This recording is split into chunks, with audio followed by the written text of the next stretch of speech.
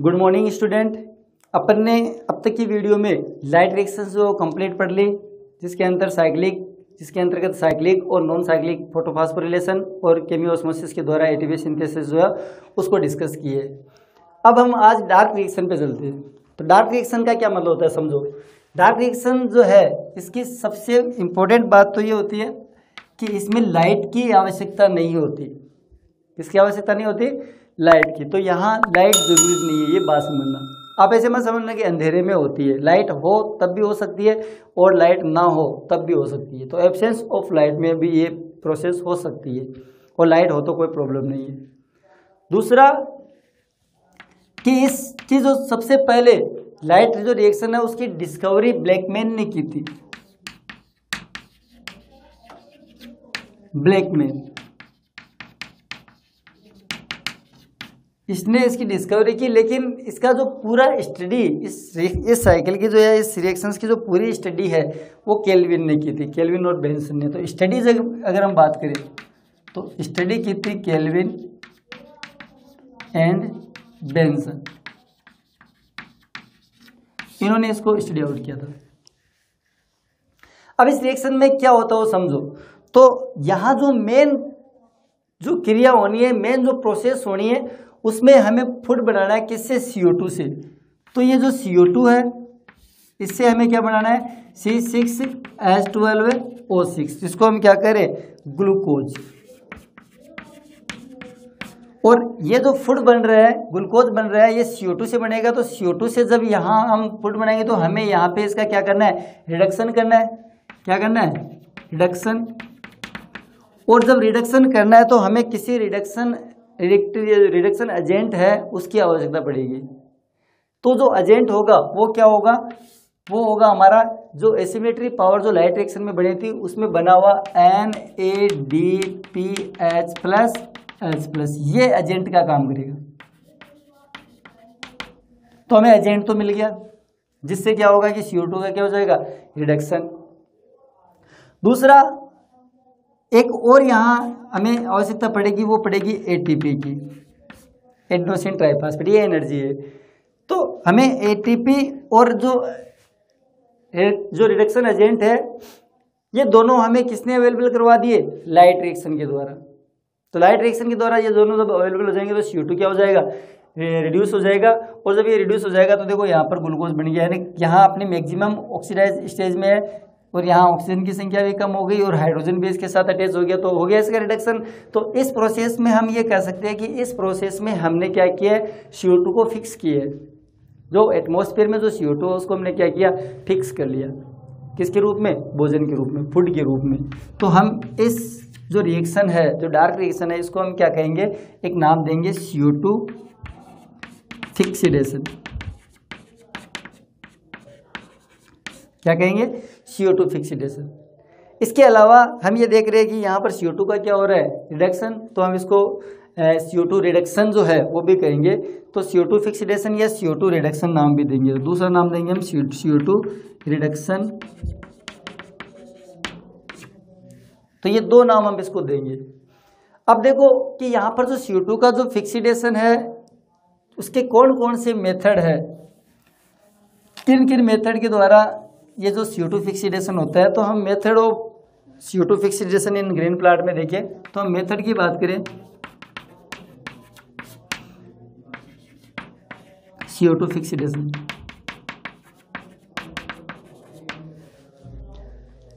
तो ये हमें तीन तरीके से CO2 फिक्सिडेशन जो है वो देखने को मिलेगा, जिनकी अलग अलग समय पर डिस्कवरी हुई है। जो सबसे मेन मेथड है उसको हम कहेंगे C3 साइकिल। क्या कहेंगे? C3 cycle. इसको केल्विन एंड बेंसन साइकिल भी कहते हैं। इन्होंने इसको स्टडी किया था। ये मेन साइकिल है जिसमें ग्लूकोज जो है उसका फॉर्मेशन होता है, शुगर का फॉर्मेशन होता है। दूसरा, कुछ प्लांट जो होते हैं उनके अंदर एक और साइकिल डिस्कवरी जो है मतलब स्टडी किया था, जिसको हेच और स्लेक ने किया था। तो उसको हम कहेंगे C4 साइकिल।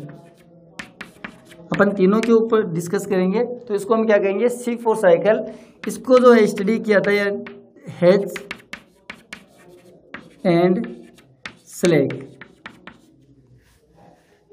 तो हेज और स्लेक ने जो है इसको स्टडी किया था, तो हम इसको हेज एंड स्लेक साइकिल भी कहेंगे। ये कुछ जो हार्ड कंडीशंस में जो है वो रहने वाले जो प्लांट है, जहाँ जल की वाटर की जो है वो कम मतलब वाटर कम होता है सोल के अंदर, इसके अलावा टेम्परेचर जहाँ का ज़्यादा है, तो वहाँ पर उगने वाले जो प्लांट है उनके अंदर एक और साइकिल की खोज हुई थी, डिस्कवरी हुई थी, जिसको हम C4 साइकिल कह रहे हैं। थोड़ा सा देखो क्या होता है कि कोई भी साइकिल में कमी रह जाती है, तो C3 साइकिल में जो एक कमी रह जाती है उसको हम कहते हैं फोटो रेस्पिरेशन। फोटो रेस्पिरेशन जो है प्रकाश श्वसन कहते हैं। तो कहने का मतलब कि इसमें एक श्वसन की प्रोसेस होती है जिसमें पूरा हमें प्रोडक्ट नहीं मिल पाता, यानी जो फोटोसिंथेसिस की जो यील्ड है वो हम इसमें नहीं प्राप्त कर सकते। तो कुछ ये प्लांट के अंदर एक तरीके का वेस्ट प्रोसेस होता है फोटो रेस्पिरेशन। तो उस फोटो रेस्पिरेशन को कम करने के लिए, उस फोटो रेस्पिरेशन को हटाने के लिए कुछ प्लांट ने अपने आप में एनाटॉमिकली और फिजियोलॉजिकली जो है वो कुछ डिफरेंस जो है वो उत्पन्न पैदा किए, कुछ एडवांटेज उन्होंने जो है वो ग्रहण किए, और उससे जो है वो फोटो रेस्पिरेशन की जो प्रोसेस है उसको हटा दिया गया। उसको हम C4 साइकिल कहते हैं। तो वो आगे अपन पूरा डिस्कस करेंगे उसको डिटेल से, अभी इतना ही ध्यान रखो। और तीसरा होता है CAM, इसको क्रेसुलेशियन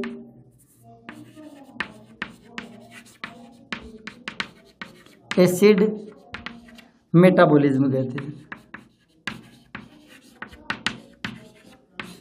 ये कुछ जो मासल जो गुद्देदार प्लांट जो होते हैं, जो ये भी कम पानी वाले स्थानों पर उगेंगे, तो ये भी जो है अपने आप में जो है मतलब जो एक एडवांटेज लाते हैं, जिसमें ये क्या करते हैं कि रात्रि के समय ये अपने स्टोमेटा को जो ओपन करते हैं, दिन में स्टोमेटा को ओपन नहीं कर पाते, क्योंकि दिन में स्टोमेटा ओपन करेंगे तो ट्रांसपायरेशन के द्वारा जो वाटर है वो हवा में चला जाएगा। तो यहाँ वाटर तो है ही नहीं, ऐसी परिस्थितियाँ इनकी हार्ड कंडीशंस है, तो वहाँ पर जो ये ज़्यादा पानी वेस्ट नहीं कर सकते, तो ये दिन में अपने स्टोमेटा को बंद करते हैं, तो रात्रि में ही खोलते हैं, तो वहाँ पर भी ये एक साइकिल रन करते हैं, जिसको हम कहेंगे CAM। तो इन प्लांट को ही हम CAM ही कहेंगे। और ये प्लांट भी जो है वो एक तरीके के एडवांस जो प्लांट है, जो अपने आप को चेंज करके और जो प्रॉब्लम्स है उनको हटाते हैं, उनको सॉल्यूशन करते हैं। तो ये 3 साइकिल के अंदर हम जो इनको डिस्कस करेंगे। तो सबसे पहले अपन अपना डिस्कस करते हैं C3 साइकिल भी। तो सबसे पहले आते हैं अपन C3 साइकिल। तो आज हम पढ़ेंगे C3 साइकिल। तो थोड़ा सा C3 साइकिल को हम समझते हैं, क्या होता है C3 साइकिल में और किस तरीके से शुगर का फॉर्मेशन होता है। तो देखो C3 साइकिल, देखो करीब सारे जो प्लांट है, ग्रीन प्लांट है, उनके अंदर ये साइकिल जो कंप्लीट होता है। और शुगर फॉर्मेशन का एक यही साइकिल है जिसके दौरान जो है वो शुगर का निर्माण होता है, फूड जो है वो बनता है, और सूर्य की जो सन की जो लाइट एनर्जी है उसको कन्वर्ट किया जाता है केमिकल एनर्जी में। तो ये एक साइकिल जो है वो सभी प्लांट में आपको देखने को मिलेगा, चाहे C3 हो, चाहे C4 हो, चाहे CAM हो, उनमें शुगर फॉर्मेशन का जो एक साइकिल है वो C3 साइकिल ही होगा। अब ये C3 साइकिल जो है, इसमें क्या होता है कि प्लांट जो है उन प्लांट के स्टोमेटा से, ये मान लो स्टोमेटा है, इस स्टोमेटा से अंदर CO2 प्रवेश करती है। क्या प्रवेश करती है? CO2। जैसे ये CO2 प्रवेश करेगी, अंदर आएगी, तो आपको पता है कि जो डार्क रिएक्शन होनी है वो कहाँ होनी है? स्ट्रोमा में। कहाँ होनी है? स्ट्रोमा में, क्लोरोप्लास्ट के स्ट्रोमा पार्ट में होनी है। तो स्ट्रोमा पार्ट में जब ये सेल के अंदर आती है CO2, तो यानी ये इस लीफ के अंदर स्टोमेटा से प्रवेश करेगी, स्टोमेटा से प्रवेश करके, और मेसोफिल सेल्स जो होती है, हम जानते हैं जो लीफ की जो एपिडर्मिस के जस्ट नीचे की जो सेल्स होती है वो मेसोफिल सेल्स होती है, और उनमें क्लोरोफिल पाया जाता है, और क्लोरोफिल जो है वहीं पर ही क्लोरोप्लास्ट पाया जाता है, और उन क्लोरोप्लास्ट में ही फोटोसिंथेसिस होना है, ये हम जानते हैं अच्छे तरीके से। तो जैसे ये CO2 मेसोफिल सेल्स में आती है, मेसोफिल सेल्स में आने के बाद में अब यहाँ पर जो है एक एंजाइम होगा इसके स्ट्रोमा में, जिसको हम कहेंगे रूबिस्को। क्या कहेंगे? रूबिस्को। तो यहाँ CO2 जो आ रही है और एंजाइम है रूबिस्को। ये रूबिस्को, इसको हम RUBP या रूबिस्को। तो राइबोलोज बाइफास्फेट।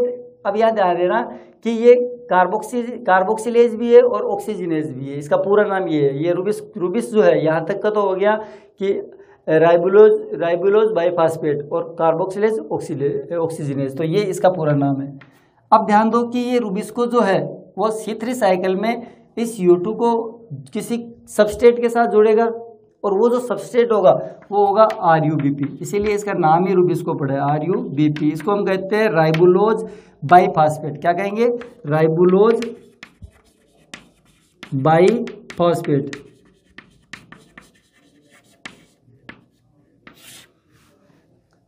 बाइफॉस्फेट है, इसका मतलब ये मतलब जो है राइबोलोज जो 5 कार्बन की शुगर होती है, हम जानते हैं 5 कार्बन शुगर है, और इसके ऊपर बाइफॉस्फेट 2 फास्फेट है, तो एक तो है 1 नंबर कार्बन पे और एक है 5वें नंबर कार्बन। तो इसको हम ऐसा भी कह सकते हैं कि 1,5 बाइफॉस्फेट, ये पूरा नाम RuBP का है। तो ये तो हो गया सबस्ट्रेट, और इसके साथ जोड़ने का काम जो किसको? CO2 को। और ये काम करता कौन है? रुबिस्को। रुबिस्को एक एंजाइम है, ये एक एंजाइम है। जब ये रुबिस्को RuBP के साथ CO2 को जब जोड़ता है तो यहाँ एक प्रोडक्ट बनेगा फास्फोग्लिसरिक एसिड, तो 3PGA। क्या बनेगा? 3PGA, phosphoglyceric acid, phosphoglyceric acid. तो ये एक एसिड है जो 3 कार्बन का एसिड है। अब यहाँ एक बात ध्यान देना आप कि यहाँ जो बनने वाला जो फर्स्ट प्रोडक्ट है वो क्या है? 3-फास्फोग्लिसरिक एसिड, जो 3 कार्बन का है। कितने कार्बन का है ये 3 कार्बन का है। और यहाँ देखो कि ये एक मॉलिक्यूल अगर हम ले रहे हैं यहाँ पे, तो यहाँ ये कितने कार्बन का है? 5 कार्बन की ये शुगर है, राइबोलोज 1,5 बाइफॉस्फेट। एक कार्बन इसके पास में, 5 कार्बन इसके पास में, इसका एक मॉलिक्यूल लिया, इसका भी क्या लिया? एक मॉलिक्यूल, ये सिंगल मॉलिक्यूल लिया। तो टोटल कार्बन कितने हो गए? 6। 5 तो ये और एक कार्बन वाला 6, CO2 वाला, कार्बन डाइऑक्साइड वाला एक, ये 6 कार्बन हो गए। तो यहाँ बनने वाला जो कंपाउंड हो 6 कार्बन का नहीं बनता, कार्बन 6 है, लेकिन यहाँ जो कंपाउंड बनेगा वो 3 कार्बन का बनेगा। तो 3 कार्बन का बनेगा, इसका मतलब कितने बने? 2 मॉलिक्यूल। कितने बनेंगे? 2 मॉलिक्यूल। तो ये 2 मॉलिक्यूल इसके बनेंगे, ये भी ध्यान रखना आप, 2 मॉलिक्यूल बनेंगे। लेकिन बनने वाला जो फर्स्ट कंपाउंड हो कितने कार्बन का है? 3 कार्बन का। और 3 कार्बन का होने के कारण ही हम इसको क्या कहते हैं? C3 साइकिल कहते हैं। तो ध्यान रखना कि हम इसे केल्विन साइकिल को C3 साइकिल क्यों कहते हैं? क्योंकि इसके अंदर बनने वाला जो फर्स्ट प्रोडक्ट है वो कितने कार्बन का होगा? 3 कार्बन का होगा। और 3 कार्बन का होने के कारण ही हम इसको क्या कहेंगे? C3 साइकिल कहेंगे। बात समझ में आ गई आपको? तो ये फर्स्ट कंपाउंड बने और इसके मॉलिक्यूल कितने बने? 2 मॉलिक्यूल। ठीक है। अब यहाँ पे थोड़ा सा साइड में और समझना कि जो C3 साइकिल है उसकी 3 स्टेज होती है। कितनी स्टेज होगी उसकी? 3। वो 3 कौन कौन सी है? देखो, सबसे पहला तो होगा ऑक्सीडाइजेशन। कौन सी होगी? ऑक्सीडाइजेशन। तो फर्स्ट स्टेज या फर्स्ट चरण जो होगा वो होगा ऑक्सीडाइजेशन। और सेकंड जो स्टेप होगी वो होगी रिडक्शन। और थर्ड स्टेज जो होगी इसको हम कहेंगे regeneration of RuBP। Regeneration of RuBP। ठीक है। ये 3 स्टेज जो है वो याद रखना। ये C3 साइकिल 3 स्टेप में होता है। तो इसकी फर्स्ट स्टेप जो है ऑक्सीडाइजेशन वो कंप्लीट हो गई है यहाँ पे। ऑक्सीडाइजेशन में क्या होगा कि RuBP जो है वो ऑक्सीडाइजेशन में किसमें ऑक्सीडाइज हो गया? मतलब फॉस्फोग्लिसरिक एसिड, जो 3-फास्फोग्लिसरिक एसिड है उसमें ये क्या हो गया? ऑक्सीडाइज हो गया, जिसमें CO2 को इसके साथ में जोड़ दिया। तो ये यहाँ तक का जो साइकिल है वो हो गया आपका ऑक्सीडाइजेशन। ठीक है। अब इसके बाद में ये जो अगला जो स्टेप होगी इसकी, वो अगली स्टेप ये होगी जिसको हम कहेंगे रिडक्शन। अब रिडक्शन किसका होना है? फास्फोग्लिसरिक एसिड का रिडक्शन होना है। और फास्फोग्लिसरिक एसिड का जो रिडक्शन है वो 2 रिएक्शन में कंप्लीट होगा। फर्स्ट रिएक्शन जो इसकी होगी वो यहाँ ध्यान दो कि फर्स्ट रिएक्शन के अंदर इसके अंदर ATP जुड़ेगी। तो ये ATP जुड़ेगी, तो ATP से क्या बनेगी? ADP plus inorganic phosphate. अब आपको पता है कि अगर इसको हम मतलब यहाँ फॉस्फेट ग्रुप दे रहे हैं तो कितने देने पड़ेंगे? 2 देने पड़ेंगे, क्योंकि कितने मॉलिक्यूल है? 2। तो एक मॉलिक्यूल को अगर 1 ATP मिलती है तो 2 को 2 मिलेगी। तो ये 2 से ये 2 बन जाएंगे। 2 ATP यहाँ यूज होगी, और जब 2 ATP यूज होगी तो ये फास्फोग्लिसरिक एसिड है, ये क्या बन जाएगा, अब डाइफास्फोग्लिसरिक एसिड बन जाएगा। तो कहने मतलब एक फास्फेट ग्रुप इसके ऊपर और जुड़ जाएगा। तो 3 नंबर पे तो पहले था, अब 1 नंबर पे और जुड़ जाएगा, तो बन जाएगा 1,3 डाइफॉस्फोग्लिसरिक एसिड। समझ में आ गई आपको बात? ये 3 कार्बन का है और मॉलिक्यूल कितने, 2 मॉलिक्यूल। ये काइनेज एंजाइम की उपस्थिति में हो जाएगा। तो यहां एक फास्फेट ग्रुप जुड़ गया किसके साथ, PGA के साथ। अब इसके बाद में ये जो 1,3 डाइफॉस्फोग्लिसरिक एसिड है, इसके साथ अब इसका रिडक्शन होगा, और रिडक्शन के अंदर हमें एजेंट चाहिए, वो हमें सिमेट्री पावर में जो है वो लाइट रिएक्शन के अंदर बना हुआ है, इसको हम कहते हैं NADPH+, H+। ये हाइड्रोजन दत्ता का काम करेगा, हाइड्रोजन देने का काम करेगा। तो इससे क्या बन जाएगा, NADP+ बन जाएगा। ये NADP+ वापस अपने वहाँ चला जाएगा, और ये इसका रिडक्शन हो गया। जब इसका रिडक्शन होता है तो यहाँ पर एक 3 कार्बन की शुगर बनती है, जिसको हम कहते हैं PGAL। तो 3PGAL पूरा नाम हो गया 3-फास्फोग्लिसरैल्डिहाइड। क्या हो गया, 3-फास्फोग्लिसरैल्डिहाइड। तो यहाँ ये बन गया फास्फोग्लिसरैल्डिहाइड।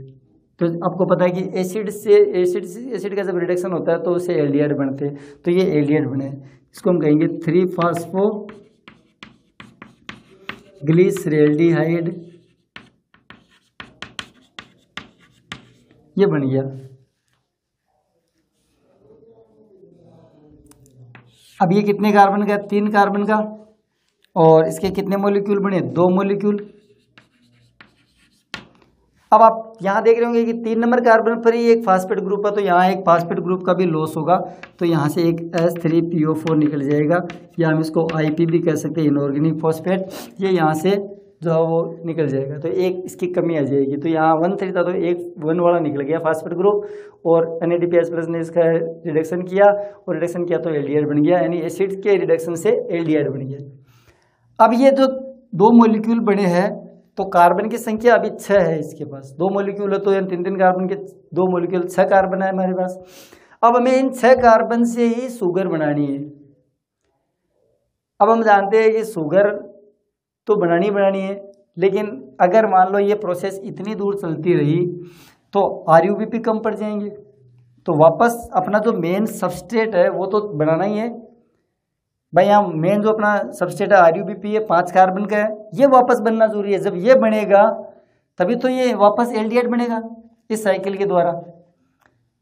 तो यहाँ फास्फोग्लिसरैल्डिहाइड तक जो है ये जो पूरी प्रोसेस हुई है, इसको हमने कह दिया रिडक्शन। क्या कह दिया, रिडक्शन। किसका, PGA का। तो PGA की यानी एसिड की रिडक्शन से एल्डिहाइड बन गया। अब हमें यहाँ 6 कार्बन के जो 2 मॉलिक्यूल है जो फास्फोग्लिसरैल्डिहाइड है, उनसे हमें क्या करना है, वापस ये भी बनाना है, क्योंकि ये बनेगा तभी तो वापस ये साइकिल चलेगा। तो यहाँ वापस जो है हमें क्या करना है, RUBP को बनाना है। तो यहाँ होगा RUBP, रीजनरेशन ऑफ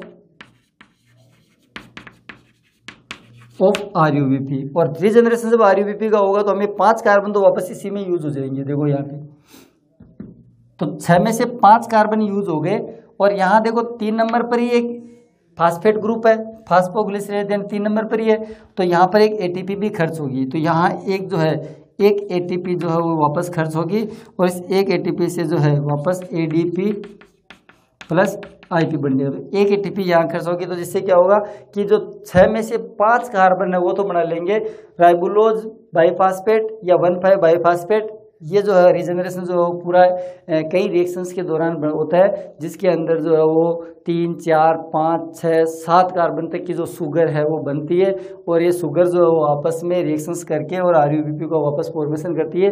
पूरा डिटेल से अगले वीडियो में हम इसको डिस्कस करेंगे। अभी हम इतना ही देखेंगे कि यहाँ 6 में से 5 कार्बन जो यूज हो गए राइबोलोज 1,5 बाइफास्फेट बनाने में, जो एक 5 कार्बन की शुगर है। अब बच गया क्या, एक ग्लूकोज। ये जो एक ग्लूकोज बच गया यहाँ पर इसमें से, यानी 2 में से 5 तो यूज हो गए, 6 ग्लूकोज है 2 मोलिक्यूल के अंदर, तो 6 कार्बन है 2 मोलिक्यूल के अंदर, तो उनमें से 5 कार्बन तो आरयूपीपी बनाने में हो गए।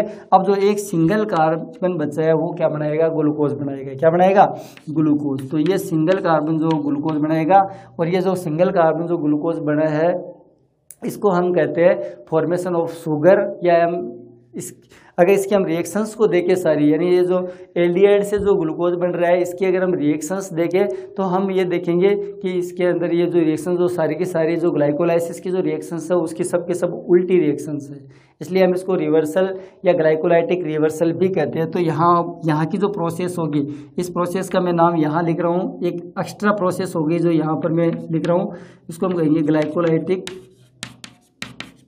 रिवर्सल। क्या कहेंगे, ग्लाइकोलाइटिक रिवर्सल, जिसमें ग्लाइकोलाइसिस की सेम उल्टी प्रोसेस होगी, और उसमें जो है वो एल्डिहाइड से क्या बनेगा ग्लूकोज बनेगा। तो एल्डिहाइड से ग्लूकोज बनेगा, पूरी की पूरी ग्लाइकोलाइसिस की उल्टी है, तो ग्लाइकोलाइटिक रिवर्सल होगी, या फॉर्मेशन ऑफ शुगर ये भी कहेंगे, फॉर्मेशन ऑफ शुगर। अब इस फॉर्मेशन ऑफ शुगर के अंदर जो अभी हमें पता है कि यहाँ कार्बन कितना मिला है, एक तो ग्लूकोज के कितने मॉलिक्यूल बने, अरे दो है ये जो एल्डिहाइड के मॉलिक्यूल, उनमें 6 कार्बन थे, उनमें से 5 कार्बन तो ये आरयूपीपी बनाने में लग गए। अब बच गया कितना, एक कार्बन बना, तो ग्लूकोज का कितना मॉलिक्यूल बना, 1/6 बार, कितना 1/1/6 मॉलिक्यूल जो है वो किसके बनेंगे, ग्लूकोज के। अभी पूरा ग्लूकोज नहीं बना है, सिर्फ 1/6 यानी एक ग्लूकोज का 6 में से एक ही पार्ट बना है, ठीक है, 6 कार्बन में से एक ही कार्बन अभी आया है। तो इसका मतलब अब आपको समझ में आ गया कि 1/6 पार्ट बना है। तो हम अगर पूरा ग्लूकोज का मॉलिक्यूल बनाना चाहे, तो पूरा ग्लूकोज का मॉलिक्यूल बनाना चाहिए तो हमें ये पूरा साइकिल कितनी बार रन करना पड़ेगा, 6 बार। कितनी बार रन करना पड़ेगा, 6 बार। और जब 6 बार रन करेंगे तो यहाँ CO2 के मॉलिक्यूल कितने चाहिए, 6, आरयूपीपी के कितने चाहिए, 6, कितने मॉलिक्यूल, 6। अब यहाँ जो है ये 3 कार्बन का जो फास्फोग्लिसरिक एसिड बना है ये कितने बनेंगे, 12। क्यों, क्योंकि डबल हो जाएंगे, ये 12 बन गए। और यहाँ जो है ATP लग रही है वो 2 लग रही है, तो यहाँ कितनी लगेगी, 12 ATP। क्यों, क्योंकि अपन ने 6 मॉलिक्यूल लिए इसके, तो ये डबल हो गए। अब ये 12 हो गए, और 6 से गुणा कर दो इनको। अब ये भी कितने बनेंगे, 12 मॉलिक्यूल। NADP की भी कितने लगेंगे, 12 मॉलिक्यूल। और यहाँ पर जो है ये ध्यान रखना, यहाँ 12 नहीं, यहाँ 6 ही होंगे, क्योंकि एक ही है, तो ये कितने 6 ATP यहाँ यूज हो जाएंगे। तो इस तरीके से जो है ये पूरा एक मॉलिक्यूल बन जाएगा, जिसको हम कहेंगे, ये भी 6 मॉलिक्यूल है, या सॉरी ये 12 मॉलिक्यूल है, और ये ग्लूकोज का एक मॉलिक्यूल बन जाएगा पूरा। तो ये पूरा ग्लूकोज बन गया। अब ध्यान दो यहाँ पे कि 12 मॉलिक्यूल जो है यहाँ, इन 12 मॉलिक्यूल जो फास्फोग्लिसरैल्डिहाइड के जो बने हैं, इनमें से 2 मॉलिक्यूल तो बनाएंगे ग्लूकोज, क्योंकि 2 मॉलिक्यूल में 6 कार्बन हो गए, तो 2 मॉलिक्यूल तो बना रहे ग्लूकोज, और बाकी के जो 10 मॉलिक्यूल है वो वापस क्या बनाएंगे, 6 मॉलिक्यूल बना लेंगे राइबोलोज 1,5 बाईफास्फेट की, ठीक है। तो इस तरीके से जो है वो 10 मॉलिक्यूल इसके वापस रीजनरेशन ऑफ आरयूपीपी में काम आ जाएंगे, और 1-2 मॉलिक्यूल है वो ग्लाइकोलाइटिक रिवर्सल में काम आएंगे, जिससे ग्लूकोज बनेगा। तो इस पूरी जो साइकिल है, ये जो पूरा साइकिल है, उस साइकिल के अंदर हमें ये समझ में आया है कि एक बार वापस जो है वो इसकी मेन बिंदु या मेन बातें जो है अपन डिस्कस कर लेते हैं। तो ये 3 स्टेज में पूरा हो रहा है, ऑक्सीडेशन, रिडक्शन, और तीसरा है वो रीजनरेशन ऑफ आरयूपीपी। तो ऑक्सीडेशन किसका होना है, ऑक्सीडेशन होना है आरयूपीपी का, यही सब स्टेट है। और फिर आरयूपीपी से बनना है 3 कार्बन का फास्फोग्लिसरिक एसिड, और फिर रिडक्शन होना है फास्फोग्लिसरिक एसिड का, और ये रिडक्शन 2 रिएक्शन में होगा, जिससे 2 मॉलिक्यूल जो है वो किसके बनेंगे, 3-फास्फोग्लिसरैल्डिहाइड की। तो एसिड से जो है वो एल्डिहाइड बनेगा, एल्डिहाइड के भी जो है वो कितने 12 मॉलिक्यूल बन गए, यहाँ पे अपन 6 लेके चले, 12 मॉलिक्यूल बन गए। और इस दौरान जो है 12 NADP H+H+ का यूज हो जाएगा। इन 12 में से 2 मॉलिक्यूल तो रिवर्सल ग्लाइकोलाइटिक जो रिवर्सल है उसके द्वारा ग्लूकोज बनाएंगे, और 10 मॉलिक्यूल जो है वो क्या करेंगे, वापस आरयूपीपी का जो है वो रीजनरेट करेंगे, जिससे 6 मॉलिक्यूल आरयूपीपी के वापस बन जाएंगे। इस दौरान 6 अणु ATP के भी खर्च होंगे। तो ध्यान देना कि इस पूरी प्रोसेस में जो है वो ATP कितनी, 12 और 6 18 तो ATP यूज हुई है, और 12 मॉलिक्यूल जो किसकी यूज हुए, NADP+ H+ की। तो एक ग्लूकोज बनाने में 18 ATP और 12 अणु या 12 मोलिक्यूल जो NADP H+ के जो है वो यूज़ होते हैं। ये H+ जो है इसके यूज़ होंगे। तो इस तरीके से जो है वो पूरा एक साइकिल जो है उसके द्वारा एक मोलिक्यूल जो है वो बनेगा। ध्यान दें, ये भी ध्यान रखना कि एक ग्लूकोज के मोलिक्यूल के लिए जो है वो C3 साइकिल को कितनी बार रन करवाना पड़ेगा, 6 बार रन करवाना पड़ेगा। तो इस तरीके से जो है वो ग्लूकोज का अणु बनता है। इसकी जो है अब ये हमें यहाँ तक का तो हमें पूरा समझ में आ गया। अब हमें 2 प्रोसेस जो है उसमें कौन कौन से जो है वो शुगर्स बनती है, किस तरीके से जो है वो ये रीजनेशन ऑफ RUBP का होता है, तो ये अपन जो कल डिस्कस कर लेंगे इसकी रिएक्शंस। और ये रिवर्सल ग्लाइकोलाइटिक जो है यानी एल्डिहाइड से जो है वो ग्लूकोज जो बनना है उसको जो हम रिवर्सल ग्लाइकोलाइटिक रिवर्सल या फॉर्मेशन ऑफ शुगर कह रहे हैं, तो ये भी अपन जो कल के वीडियो में डिस्कस कर लेंगे। आज की वीडियो में हमें केवल ये साइकिल समझ में आना चाहिए कि साइकिल के अंदर होता क्या है और कैसे ग्लूकोज की फॉर्मेशन होती है। तो आज के लिए इतना ही, धन्यवाद, थैंक यू।